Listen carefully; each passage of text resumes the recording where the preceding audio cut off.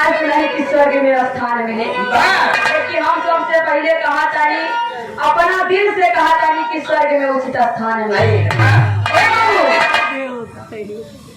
4 line भूमिका में कहना है, कवि ने संकेत किया है।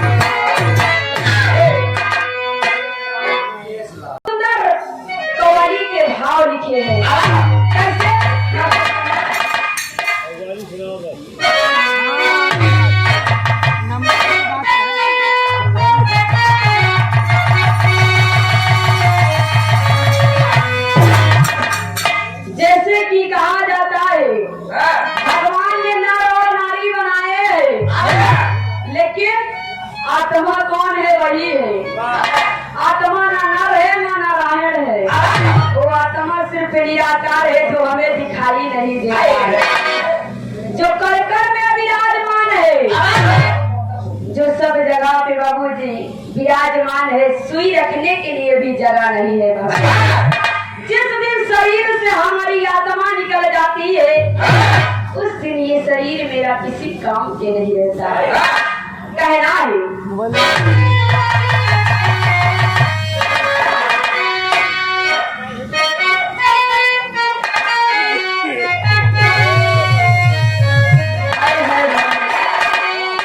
तुम जहाँ गए, तुम जहाँ गए तो नाम लिखी है, तुम जहाँ गए तो नाम लिखी है।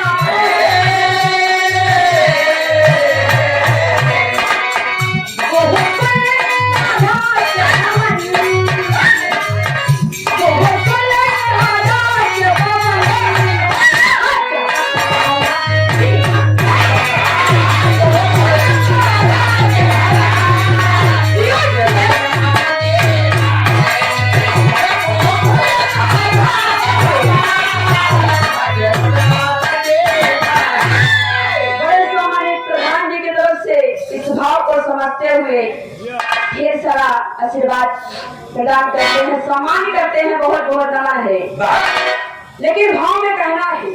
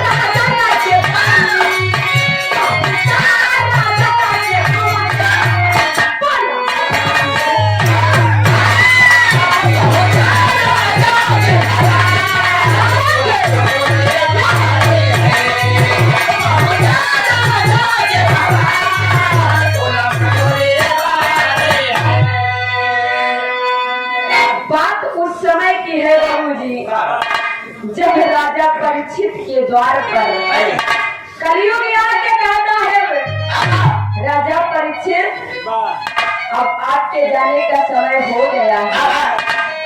तो शहर में कहना है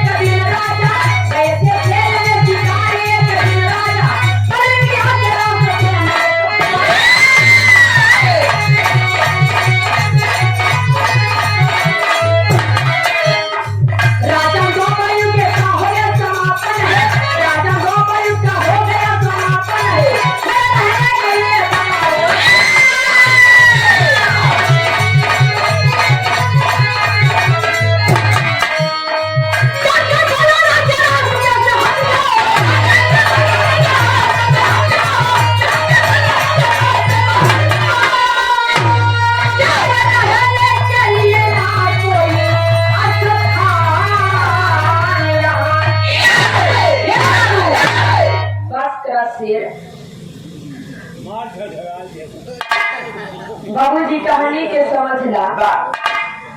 जब राजा परीक्षित के द्वार पे कलयुग जाते हैं, कहते हैं राजा अब आपकी जाने की बारी आ गई है, अब मेरा समय आ गया है, अब मुझे यहाँ रहना है क्योंकि ये कलयुग ही चल रहा है। बाबूजी इतने बात को सुनते हुए राजा परीक्षित क्रोधित हो जाते हैं कि कलयुग तुम्हारा हिम्मत कैसे हुआ?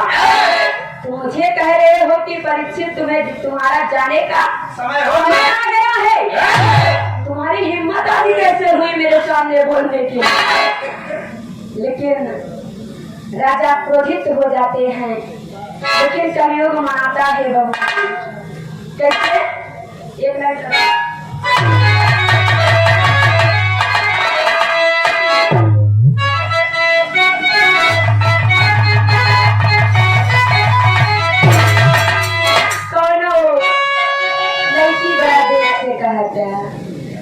गुजरिया कि जब बोलाई हमरिया कि जब बोलाई हमरिया आयु मत मुतरे हो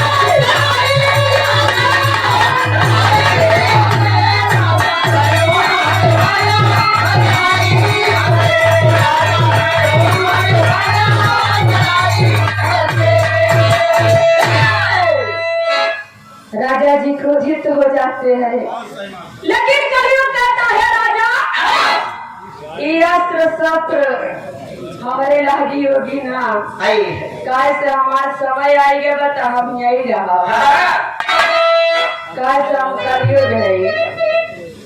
राजा परीक्षित अपना धीरे धीरे गुस्सा को शांत करते हैं बाबू जी।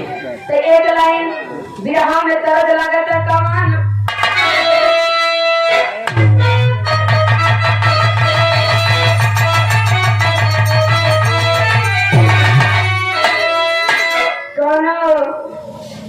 सिंह अपना दुल्हन से कहा था कि हे रानी नदिया के पार कई के हमरा से मिले चलिए, तारा से मिले बिना हमरा के चैन न पड़ेगा। कैसे कहा था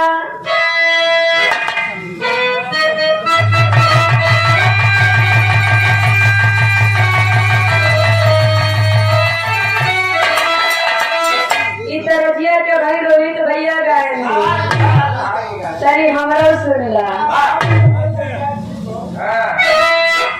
अरे गौवा के पछवाड़वा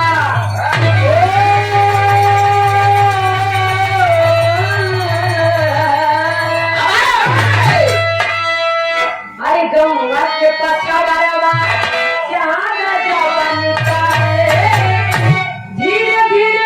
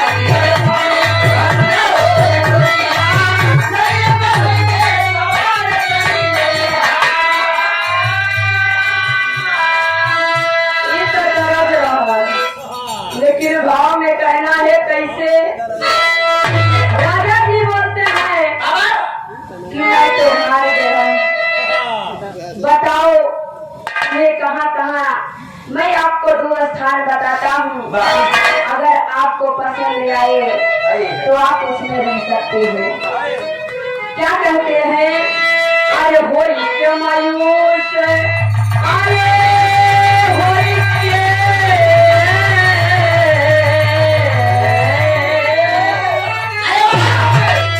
अरे होई के मायूस राजा कलयुग से बोले ये जगह पर निवास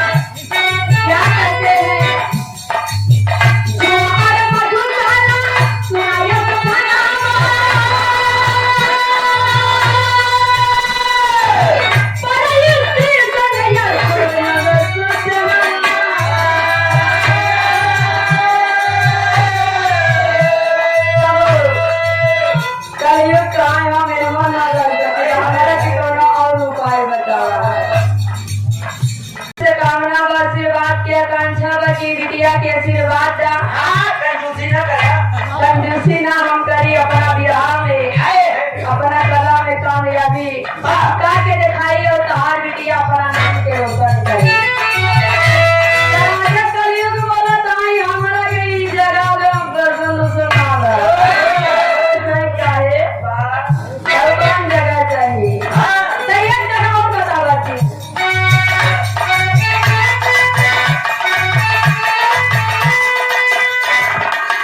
जुआर का जुटाना सुनाया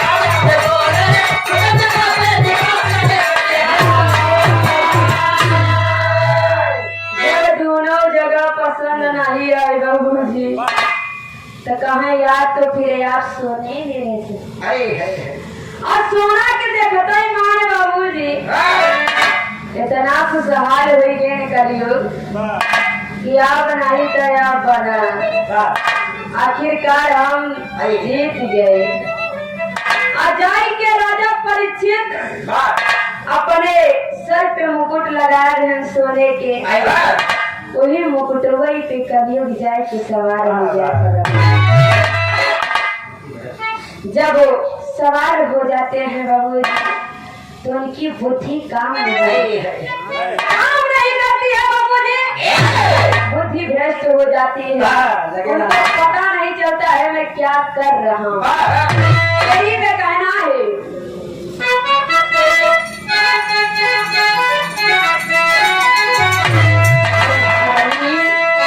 राजा लाचारी हो गया अरे धर्मी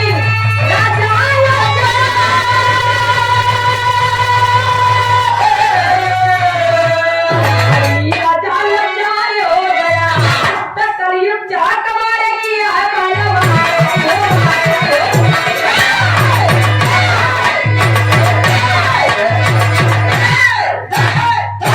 बहादुर धर्मी राजा लाचार हो गया कलयुग चाह कबारे किया है पहला बार धर्मी राजा लाचार हो गया दुनिया का भला करने वाले भला चाहने वाले आज राजा के ऊपर ये विपद छा गई एक टाइम विवाह में दर्द लगा था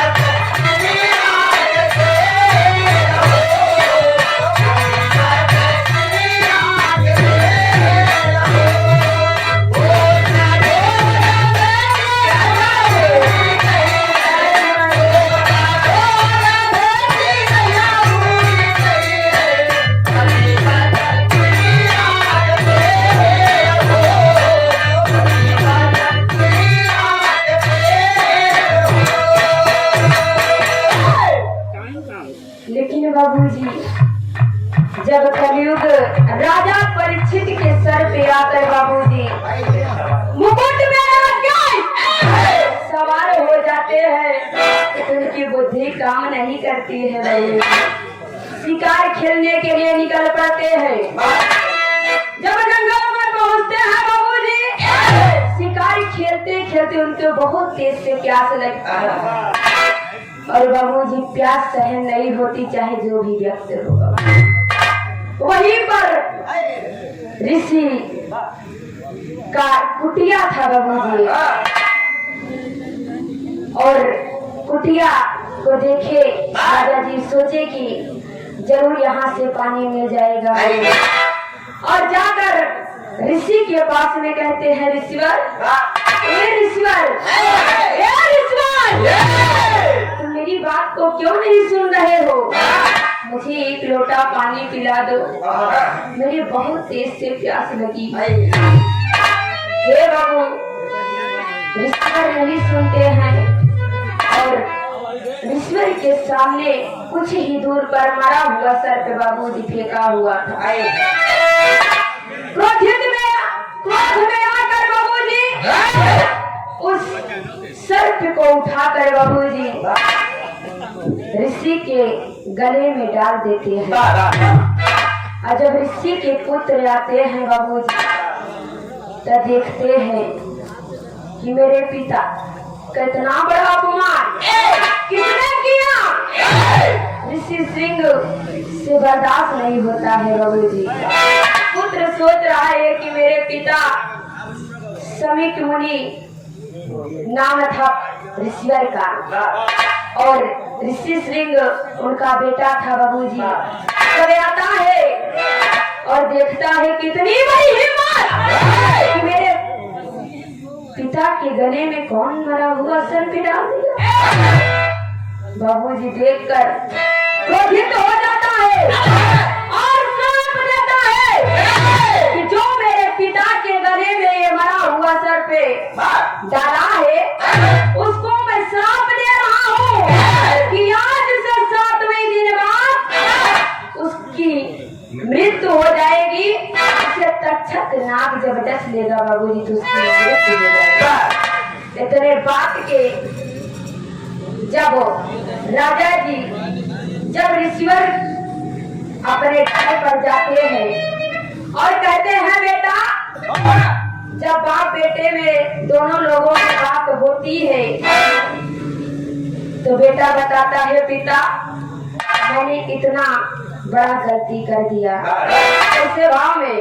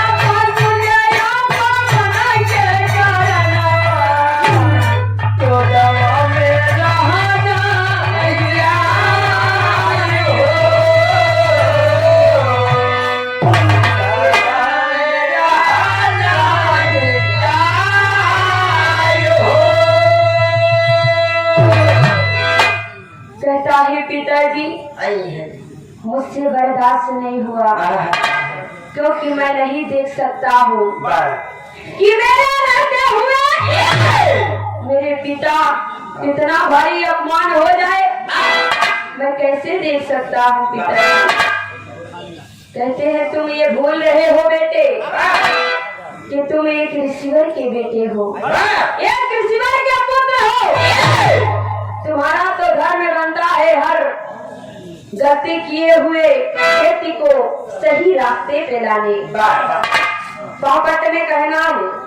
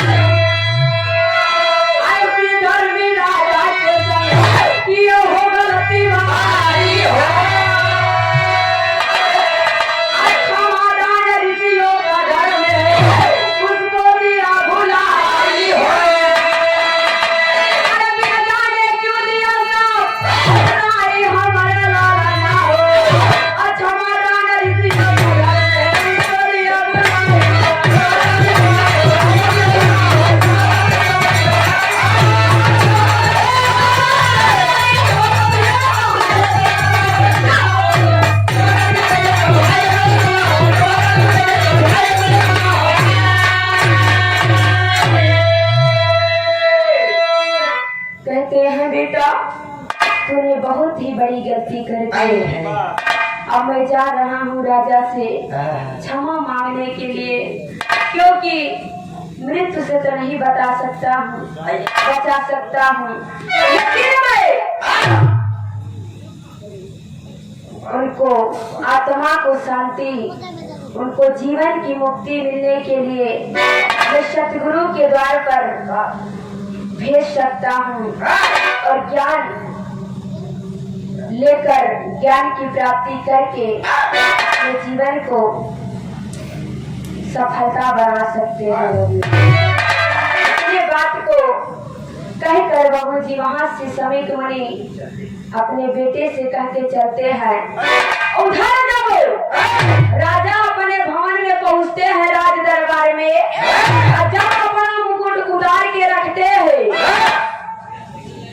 तब उन्हें आभास होता है, ये मैंने तो बहुत भारी गलती कर दिया था, मेरे सर पे कलयुग सवार था और मैंने ऋषि समीक मुनि के गले में मरा हुआ सर पे डाल दिया है। तब उन्हें आभास होता है अपने गलतियों पे और जाकर बाबूजी कहते हैं मैं जा रहा हूँ ऋषिवर के पास क्षमा मांगने के लिए। बाबूजी जैसे ही वहां से चलते हैं, राजा जी क्षमा मांगने के लिए जैसे घर से बाहर निकलते हैं अपने महल से, वैसे उनके दरवाजे पर समीक मुनि पहुंच जाते हैं। बाबूजी कहते हैं राजा जी कि मुझे ईश्वर गुरु मुझे क्षमा कर दीजिए, क्योंकि मैंने आपसे बहुत भारी गलती कर दिया है, बहुत बड़ा मैंने पाप किया है। ऐसे राजा को जीने का कोई अधिकार नहीं है। अपने मन में सोचते हैं बाबूजी, कहते हैं अगर तुम अपने जीवन से छुटकारा पाने चाहते हो, अगर मुक्ति पाना चाहते हो तो आपको शंकरादीप के शरण में जाना होगा और वही बताएंगे आपको कि क्या करना है और कैसे जीवन को सफल बनाना है, कैसे जीवन की नैया पार होगी बाबूजी, कैसे आधा में कहना है।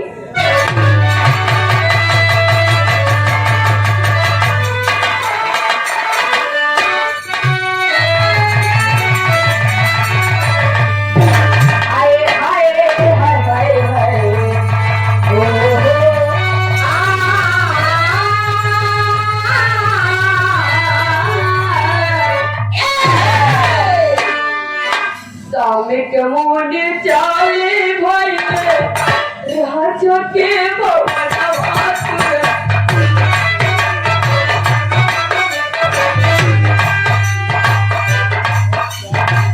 राजा लोरे तिलवर के सिरावा तुर।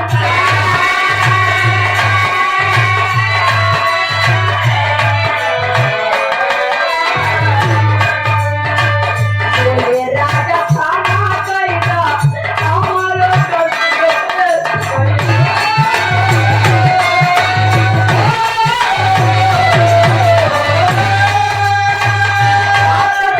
जिंदगी बाकी बातें कर।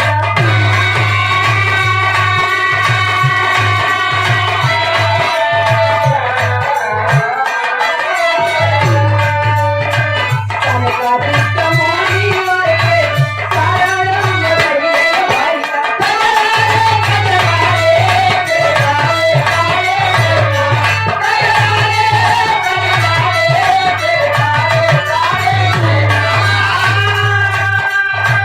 सच्ची रहिया तो होना क्या तेरी है।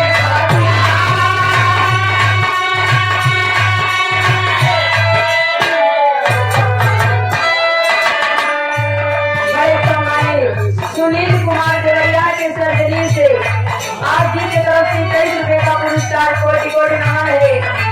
सब भैया को नमन है।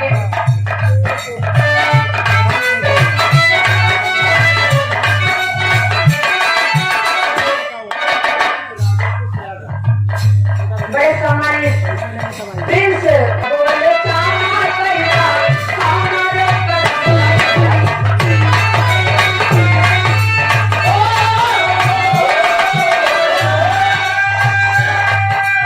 आजी हारे मुनि जियारा कमाया मिटा।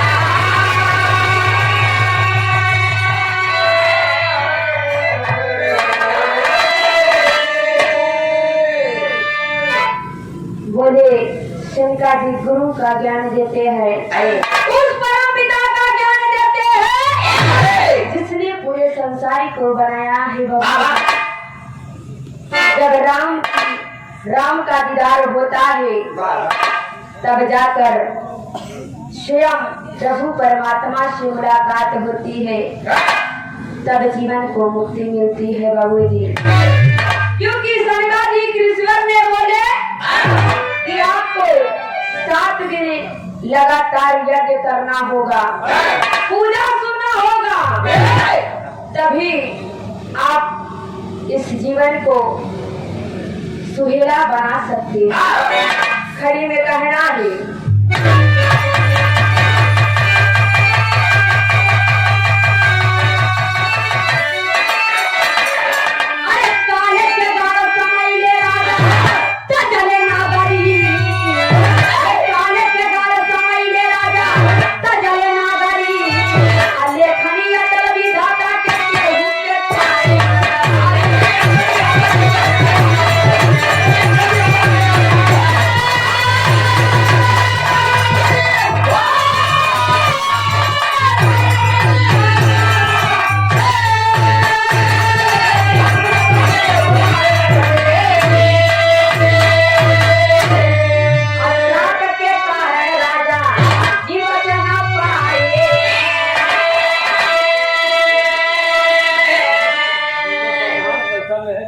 बड़े सम्मानित